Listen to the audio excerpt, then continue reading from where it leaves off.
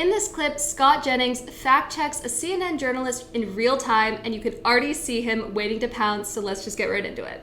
Jobs not done. A foreign minister from Rwanda has told CNN, he said he's committed to supporting this ongoing negotiation, but warned that ending the conflict will depend on political will and the good faith. And he doesn't know if that is true, referring to the DRC's government. It's not done. You didn't watch the news yesterday. They literally announced it in the Oval Office. Well, the U.S. also helping to broker a new peace deal between two African nations in the hopes of ending decades of fighting. Officials from the Democratic Republic of Congo and Rwanda both signing the agreement on Friday afternoon at the White House. This is a long time waiting, the signing of a historic peace agreement between the Democratic Republic of the Congo and the Republic of Rwanda.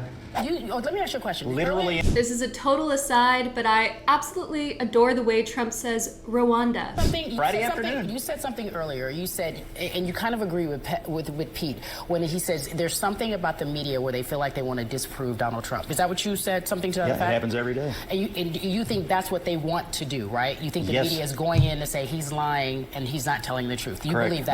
That is the standing disposition. Do you believe that he tells the truth? It's hilarious to me that this CNN panelist is so incredulous at the idea that the media begins with a conclusion and then finds facts to support that conclusion.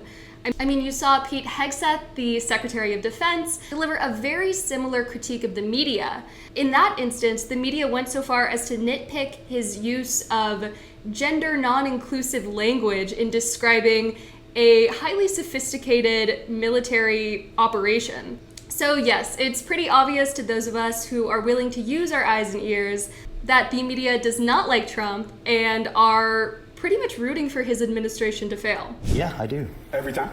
You think all presidents? You think the president tells the truth? This current president tells the truth often? Yeah, I do. Okay. I also think that, to our point that we haven't established, he does announce things before it's too soon. They literally had the countries in there. The program isn't. I feel like you should watch the news. Okay. Now, it's been said before, but I think one of the best ways to understand Trump is to take him seriously, but not literally.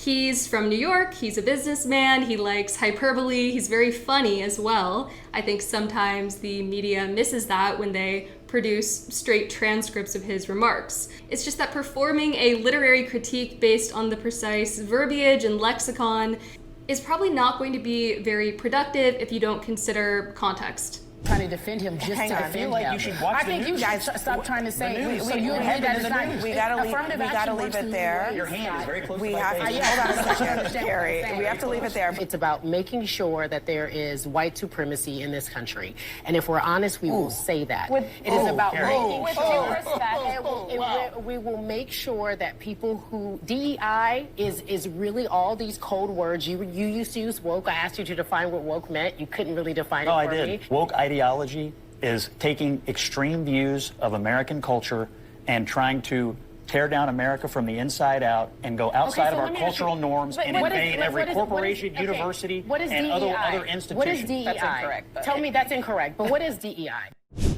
Well, what's her definition of woke? It would probably be something like opening your eyes after a blissful 8 hours of dreams. Diversity, equity, and inclusion, and trying to guarantee outcomes instead of guarantee opportunity. Trump's cabinet looks like DEI. I was speaking. If I could just, She just said we're all white supremacists. We gotta address this, don't we? We're treated to sort of similar comments to what Carrie made tonight about I mean, that is a very diverse panel of white supremacists. race, white supremacy, all of Trump's ideology and people and voters and everything. It's all about white supremacy. This was rejected in the election. This was the animating thing of the Harris campaign, and it was rejected. Okay. Was it? And I am constantly shocked at what you're not aware of, which is Donald Trump's performance. what you're not aware of. This panelist that Scott is up against has used this technique several times in this video, where Scott is trying to get a full sentence out and she just keeps repeating the same remark over and over and over again. It has absolutely nothing to do with formulating a logical response to what he's saying. It's really just a very childish rhetorical tactic meant to wear him down and distract him from his train of thought. But I have to say it's admirable how he deals with her. I tend to be more right about it than you are, but the reality is he did better.